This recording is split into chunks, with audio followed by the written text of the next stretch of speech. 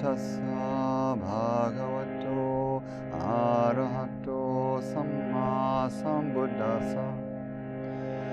Namo tassa bhagavato arahato samma sambuddhassa.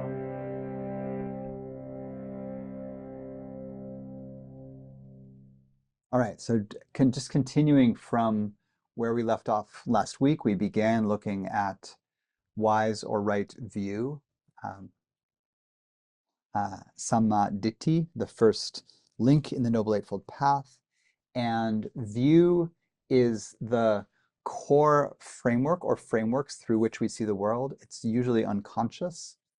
And, it's part of most religions and spiritual systems to have a core view or framework around which the system is based. And so the Buddha's Dhamma is no different. And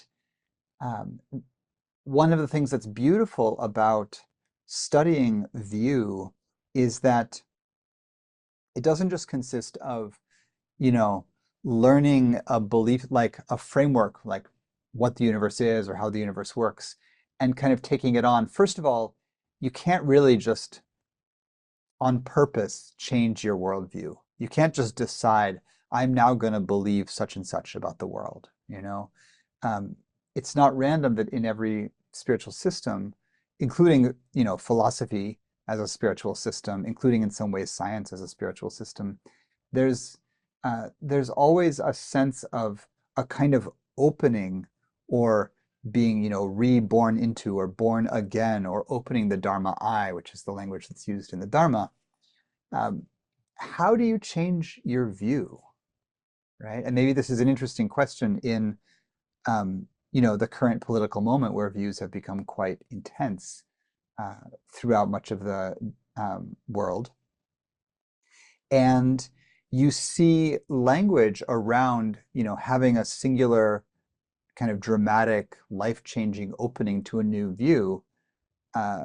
It's a religious kind of language mirrored in the political domain. So where in the Dharma, we might say, a person opened their Dharma eye, right? You saw the noble truths, or you got a hit of impermanence and your world changed.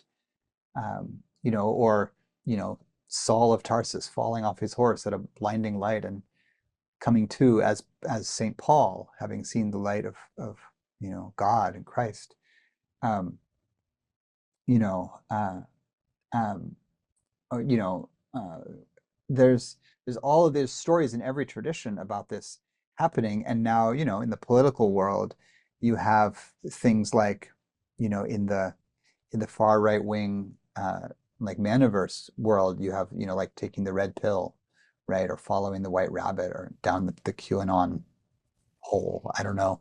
And these things where it's like, did you wake up to the truth, right? Has your view changed? And so I think this points to a way that view is not the same as the layer of conscious or intentional thought, right? It's not something that you know, information that you learn.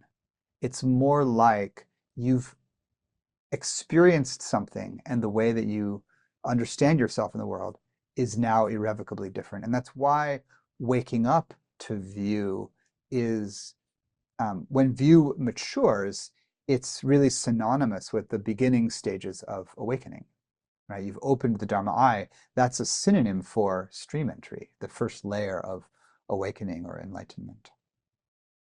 But view, right view, is the first link in the Noble Eightfold Path. And so it has the paradox of being both the place that you need to start from in order for your practice to progress, and the thing that comes to maturity when your practice is ripe. And so it's both, in a way, the beginning and the end of the path, which means that it really enfolds the entire path. And so I think this is why it's first on the list. Right view is described several ways. We talked about one of them last week, which is that right view is to see your own experiences in the world through the lens of the noble truths. So to hold or view experience through the lens of suffering, the cause of suffering, the end of suffering, and the path to that end. So I'm having some experience, I'm distressed by the state of the world, or I'm, infatuated with a new friend, or I'm in love with my new puppy, or I'm full of food after a nice dinner, or I'm heartbroken at what's happening, uh, in my family or in another part of the world or in my city or across the country or wherever I look, everywhere I look. And I notice this experience, both experiences of pleasant and unpleasant, sensation, perceptions of all kinds.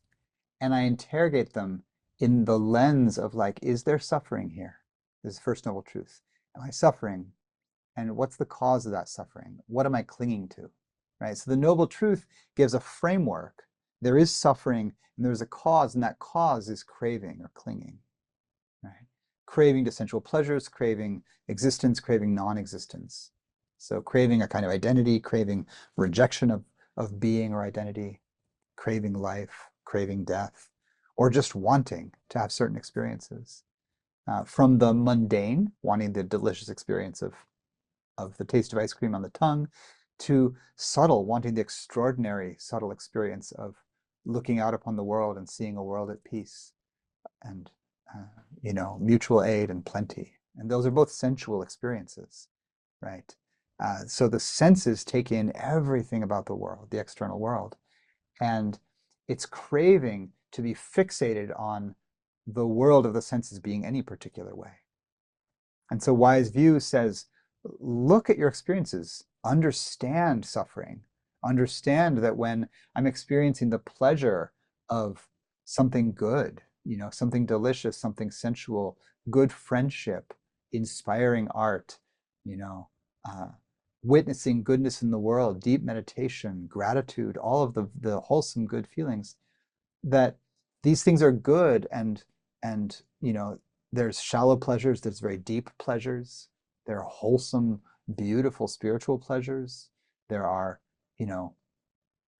uh, rough and ready, materialistic, sensual pleasures. There's all sorts of things. Is there grasping is the question, right? Is the heart constricting around this? Even a very subtle, selfless, wholesome dharma pleasure, like the pleasure of gratitude and wanting the best or wanting the best for someone else, mudita, you can grasp at it, like, oh, this is the feeling I should be having more of the time. Now I'm suffering, right? I was having a beautiful feeling of gratitude or selflessness, and now I'm, whipping myself with it. Like that's grasping at a pleasurable, even wholesome sensation. So we talked about this last week.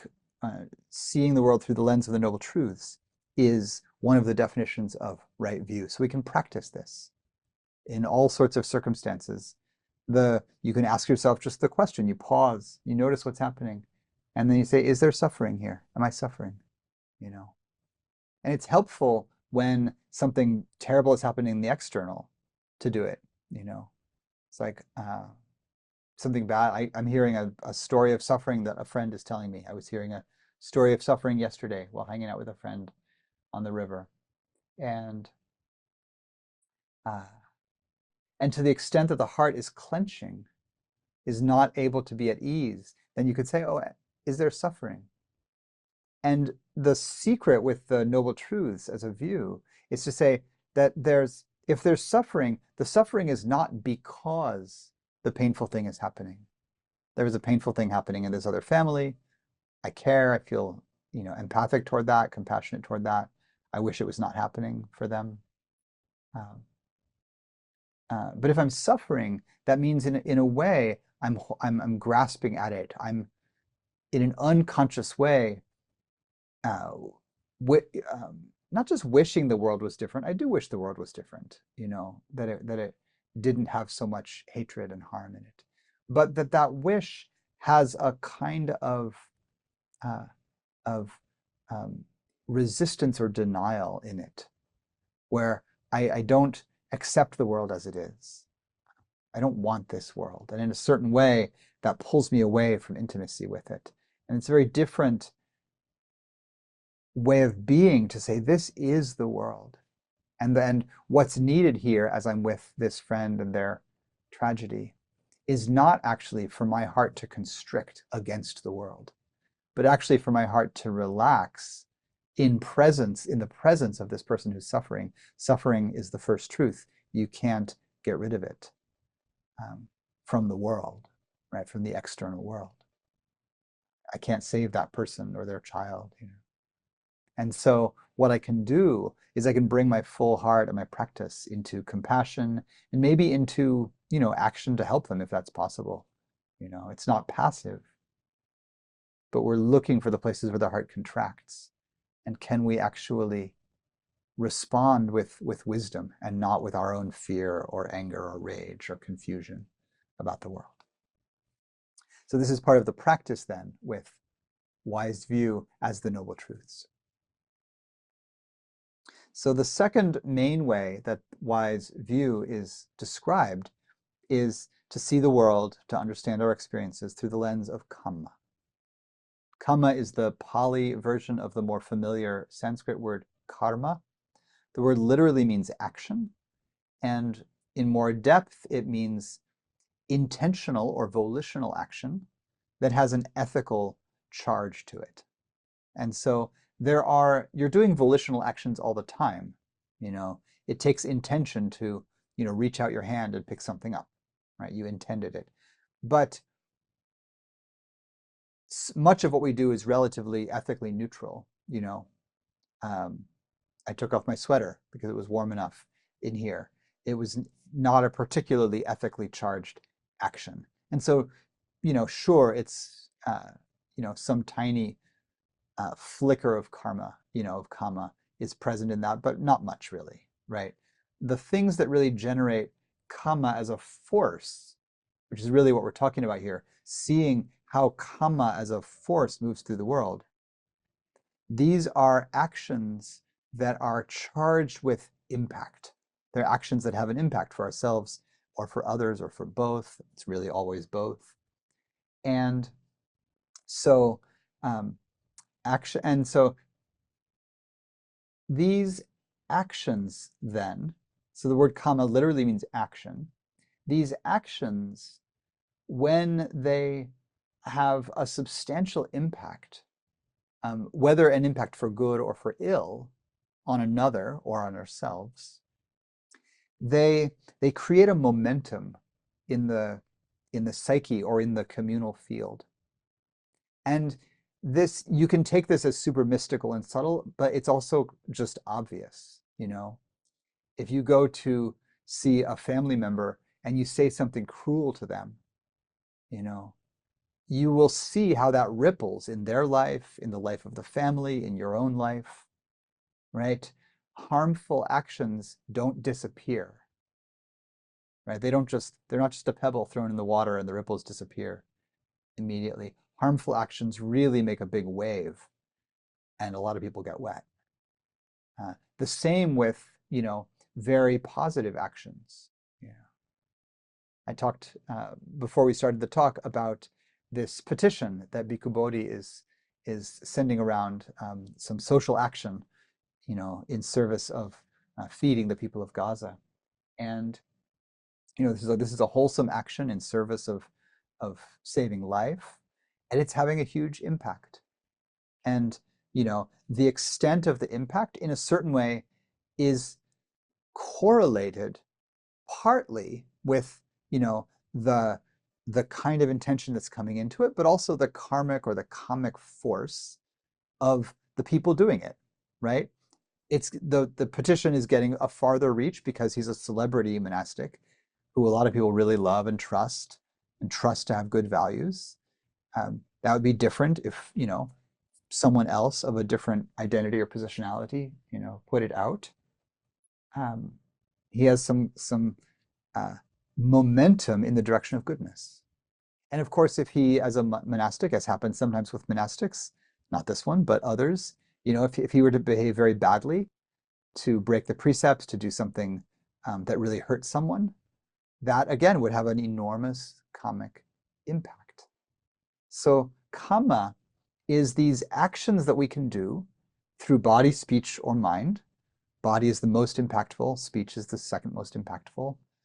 Mental actions are impactful, but if they don't, really hit in the external world, they can tend to rise and pass quickly. You can have a hateful thought that passes quickly and is replaced by, mindfulness or, and remorse, compassion, all that. And it doesn't have a huge impact. As a very side note, there's a teaching in the Hindu world that's exactly the opposite, that says that because thoughts are immaterial and can go fast and travel the spread of the universe, that they actually have kind of energetically more of an impact than speech and then physical actions, which are in a certain way the smallest because they're so localized. So you could see which one of those resonates with you more, but in the early Buddhist system, it's very much physical actions have the greatest impact, and then speech, and then mental or emotional, volitional actions, so like intentional thoughts. It's important for the Buddha's understanding of Kamma that it's intentional actions. So mistakes, accidents don't generate harmful Kamma in the same way. And this is different, for instance, from the Jain religion, which began as a contemporary to the Buddha. The founder of the Jains was a slightly older ascetic. They lived at the same time. They were rivals, according to both of their traditions. So their followers would debate with each other. In the Buddhist scriptures, the Buddha always wins the debate. In the Jain scriptures, the Jain debater wins. So, there you go. Everybody writes their own history. But one of the Jain tenets, and they argued about, and there are Buddhist texts where they're arguing about exactly this. One of the Jain tenets was that accidents generate Kamma. And the Buddha said if that was true, it would be impossible to become liberated because there would always be unintentional harms that you were causing, like the way that, if you drink some cranberry juice, you intentionally kill billions of bacteria in your gut. And you might be like, yeah, that's keeping me healthy, you murderer. What about those sentient beings, those bacteria?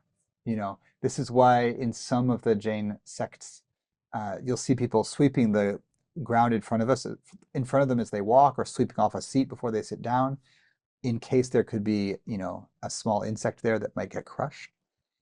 And taken as an ascetic practice, these are actually very beautiful disciplines, right? To be very, very careful around taking life of insignificant beings, right? And so, you see some of this in the vegan movement, the kind of radical vegan movement now, folks being very, very careful and attuned to the impact of humans on the planet through what we eat and wear and buy and use. And there's a beautiful ethic there, right? But for the Buddha, really just in terms of liberation, the system doesn't work if accidents cause irrevocable karma or difficult to resolve karma. There would just be too much of it. But also, I think there's a subtler insight here, which is that the heart of Kamma has to do not with the impact our actions have on the external, on others. That's the realm of the precepts, right? That's the realm of sila, the ethical teachings that our actions impact others. And that's the realm of, practices of generosity and service and, the precepts and, compassion, the heart practices where we are actively engaging and cultivating the wish to not just not harm, but really serve the well-being of others. So that there's a whole realm of the Dhamma where we're concerned with the well-being of others. Kamma is connected directly with the theory of how we awaken from suffering in a permanent way. And therefore, it's more about the aspect of our actions that has an impact for ourselves in the short or long run, or both. And so Kamma in that way is somewhat more individually directed, where sila, or the ethical precepts, are externally directed. And so they're a pair in that way. Our actions have impacts on others, but they also have an impact on ourselves. And Kamma is what describes the impact on ourselves. And so here's a quote from the Buddha that talks about how intentional actions then impact ourselves. I put it in the chat, but I'll say it also. The Buddha says, I don't say that intentional deeds that have been performed and accumulated really speaks to how they gather momentum over time, right? Like you can feel the ways that you've lied or stolen or caused harm in the past, right? Intentionally in some way, like you were angry and you said something you shouldn't have said, but you could have stopped yourself and you didn't. And so that has the force of intention, and it caused harm, not just for the other person, but it's been accumulated in your own being. You know that something has accumulated karma if you can't stop thinking about it, or if it's affecting you right now, right? If it's a kind of trauma. I still remember, and I told the story before here, you know, that I was so overcome with greed for a set of Dungeons and Dragons dice that I stole them from one of my friends when I was 15. And we were quickly not friends after that, and I never really got to apologize or make amends, or wasn't emotionally able to do so as a teenager. And I practiced with that for a long time. You know, I've asked forgiveness, you know, in my practice many times, and when I think about it now, I don't have the same remorse or regret for it. I feel like I have met it with the force of my practice, and in that sense, it hasn't accumulated in the way that it did for a while, where I actively felt bad, where I actively regretted it. And this is a beautiful teaching for trauma, you know, including the trauma that we, you know, or just the harms, not always trauma, but like the harms that we inflict on others, or the bad things that we did earlier in our life, but also for harmful things that were done to us. Resolving kamma, like resolving trauma, doesn't make the past go away. It doesn't fix the past. You know, finding forgiveness for the faults of our parents, you know, or for the challenges in our upbringing, it doesn't fix our childhood. You know, you can't go back and redo a developmental stage that got kind of messed up by whatever circumstances you were in. You heal it as an adult by coming into different states and stages of development as an adult. But that doesn't erase the past, you know. And so there's more like a maturing, a forgiving, a processing, a digesting or integrating of what happened. And grief is part of this, and, you know, stitching together the story of ourself is part of this. But it doesn't change the past. So the Buddha says, I don't say that intentional deeds that have been performed and accumulated are eliminated without being experienced. This is the core theory of Kamma. If it's still in you, if the momentum of the past action is still felt, it's been accumulated and not resolved, then it can't be eliminated. That momentum can't be dissolved without experiencing it. In other words, you have to feel it before it goes away, right? Somehow you have to process the past. You have to come to a kind of feeling-based, experiential resolution of past harms and hurts, particularly that have been the result of your own intentional actions, right? You have to resolve the memory of your own past. And that may be, the Buddha says, in this very life or the next life or in subsequent period. And I don't say that suffering is ended without experiencing intentional deeds that have been performed and accumulated. So the intentional deeds are not eliminated and suffering is not eliminated. In other words, you don't get to awaken or get enlightened or be free without resolving past karma. This points to the insight the Buddha had that that was his awakening. On the night of his liberation, he has three core insights called the three knowledges, the Tevidya or Tevidya. They are the vision of his own past lives, thousands, millions, cosmic eons full of past lives. They are the vision of other people and seeing how everyone is born and dies and reappears elsewhere as a result of their kamma. So the force of the momentum of your own ethical actions determines where you are reborn. And then the third insight was the uprooting of the conditions that lead to that being reborn, the taints, the uprooting of that old accumulated kamma.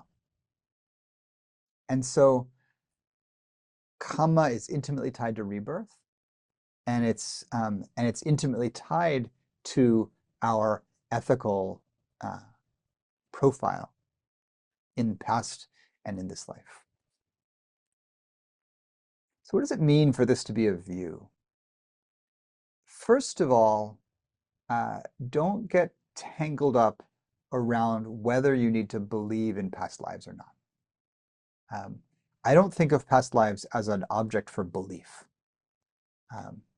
I think of past lives as a way to point us toward the insight that we are not disconnected from the stream of time, from the infinite web of beings arising and passing, that we didn't just appear out of nothing at the moment of this body's birth, disconnected from everything that went before. That the history of humanity and the history of the earth and the animals and the history of the whole universe with all of its beings and stars is not separate from who we are right now, and that we are connected to all of that. And metaphysically, you might say that the way that scientists, will say now that matter is neither created nor destroyed. We might say, and this is the mystical stretch, so take this or leave it as you like, but that awareness is neither created nor destroyed. That there is a wakefulness to embodied life, and that wakefulness is part of what the universe is. That there is embodied life in the universe, and it is aware. And we are examples of that awareness, and so we participate in that awareness. And it's only because we can't remember anything that happened before we were about 4 years old or so that we discount our participation in the world before we were born, And I think the closest that many of us get to it is when we really awaken to our connection to our genealogy and our ancestry and our heritage, where we might realize, when I realize that I'm connected to the folks that came to New York from Puerto Rico, when my grandparents came from Puerto Rico to the Bronx, and then I'm connected to them, and then I'm connected through them and the Puerto Rican line to Caribbean indigenous folks, West African folks, and Portuguese and Spanish colonists.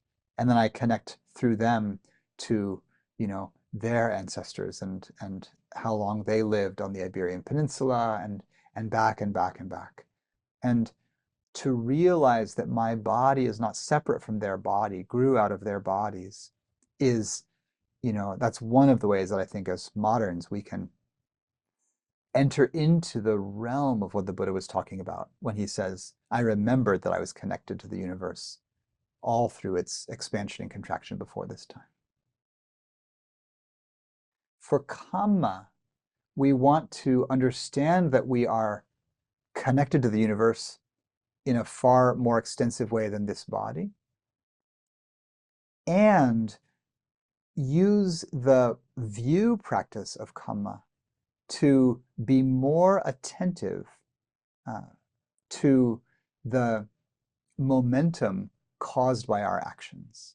So in the same way as you can use the Noble Truths as a practice by saying, in this moment's experience, is there suffering? What am I holding on to? And how could I let that go? With Kamma, you can say, in this intentional action, what's the energy behind that? And what's the impact of that for others and for myself? So that thing I just said, oh, I was in a conversation and I can notice because mindfulness is awake.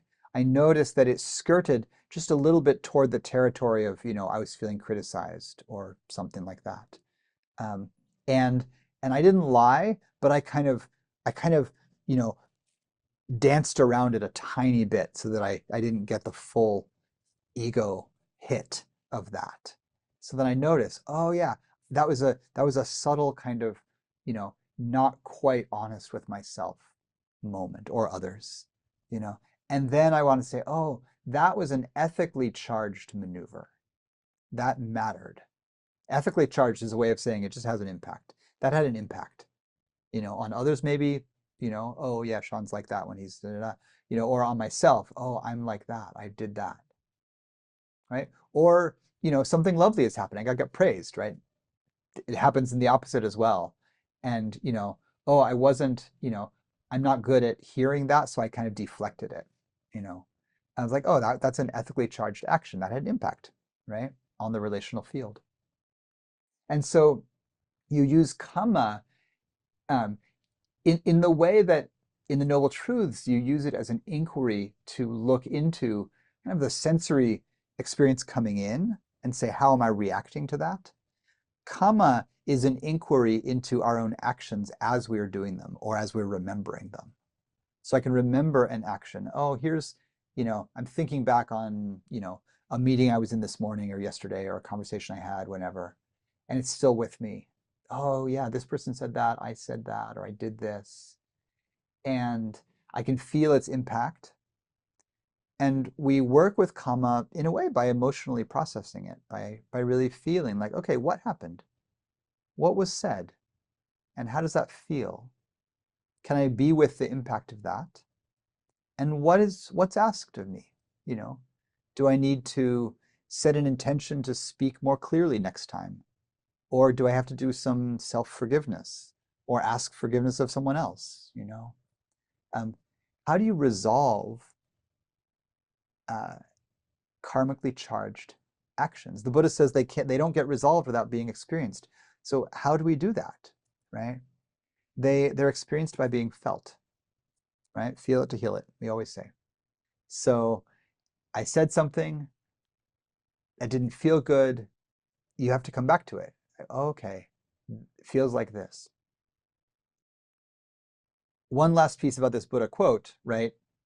They can't be accumulated without being experienced, or they can't be eliminated. Deeds that have been accumulated, suffering that's been accumulated, doesn't get eliminated without being experienced. This does not mean, this is a common question, it doesn't mean we have to directly experience the feeling result of every single action we ever took all the way back through the stretch of time, right? That also kind of like the puzzle about accidents, like that would also be impossible in a way.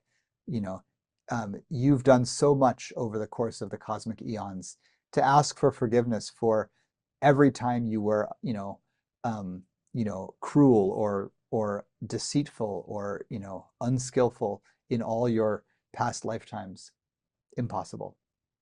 We get a hint from both trauma theory and the Dhamma that um, you don't have to resolve every single past unskillful thing individually. What you do is you resolve them in stacks by theme. In other words, you you have a moment of noticing where you were greedy or lustful in an unskillful way, and you notice that that tendency is a theme in your life. Oh, I know what greed is like. I know what unskillful lust is like. And here's how that's caused harm, and here's how it's causing harm for me. You you encounter that energy as a thematic energy. And it doesn't matter what example you use. You could pick in trauma counseling, you pick a minor example from the recent past. You don't even have to dig up like, oh yeah, I did this terrible thing when I was 15. You can, but you could also just say like, oh yeah, I was a little bit kind of slippery in a way that I didn't like last week, you know. Pick something you can feel. And then when you feel it, when you experience it, part of what you do is you dig down in that one vein of misconduct. You say, I want to get to the root of lustiness. I want to get to the root of, speaking out in anger, right? I want to get to the root of how I curse at the wrong time, you know, and you stay with that theme. And what you're going to do is, like a taproot, you, or better example, um, like on the piano, if you hold down a whole bunch of keys without sounding them, and then you whack just one key, like a C, every other C begins to ring, right? Because they're all resonant. They're part of the same overtone sequence. Also, all the G's and the E's and the B flats, very flat. The overtone series of that particular root rings. So if you contact greed or hatred or delusion, that's the big three, all of the individual moments of misconduct within that overtone series, they all resonate. It's partly why it's challenging, because if you're really awake to it, you have one tiny moment of unskillful wanting, and if you really feel it, you can feel like you've tapped into the thread of unskillful wanting that has defined your identity for cosmic eons, and you're like, whoa, I am a creature of unskillful wanting. And you can just feel it, thread all the way through. But this is the power of investigating Kamma, because, if you can pull that out, you pull out the whole thread. This is how the Buddha says, the uprooting of the taints. There's only three. And you just like, and so you can do them. You can do them. And of course you have to do them in layers and cycles and, again and again in some ways. But this is what happens, we call purification. You come into contact, with like freeze, collapse, self-hatred. You don't have to confront every moment of self-hatred you accumulated through your teens. God willing, please don't make me do that.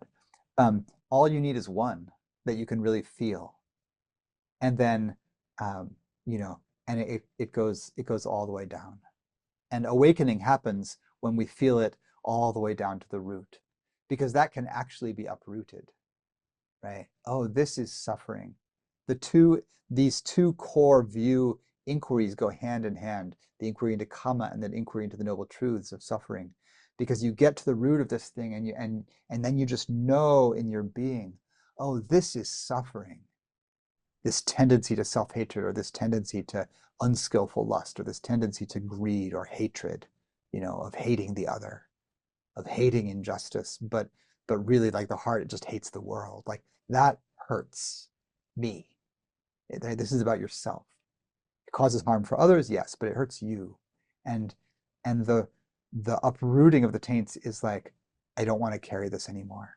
This is not worth doing, right? It's not worth another moment of self-hatred. And you can see through it, say, this is suffering. Can I let this go?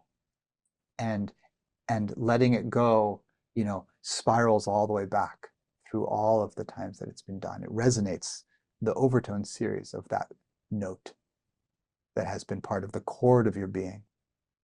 Chord in both spellings, right? It ties you up and it rings out a certain harmony.